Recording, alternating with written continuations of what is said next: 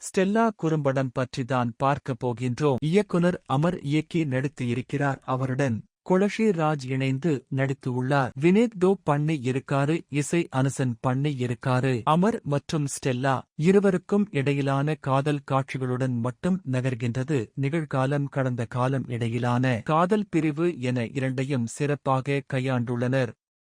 2019 மற்றும் 2009களில் கதை நகரும்போது அதற்கு ஏற்ப ஒப்பனைகளும் காட்சி அமைப்புகளும் நன்றாக உள்ளது.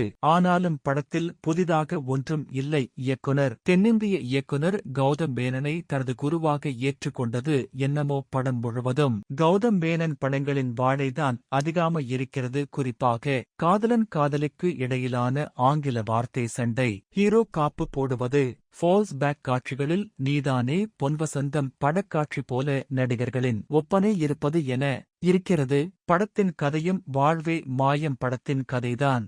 அதிலும் சில மாற்றம். அங்கு கமலுக்கு கேன்சர், இங்கு ஸ்டெல்லாவுக்கு கேன்சர், அவ்வளவும்தான். இறுதியாக சொன்னால் வாழ்வே மாயம் படத்தை கௌதம் மேனன் ஸ்டைலில் எடுத்து இருக்கிறார் இயக்குனர் அமர்.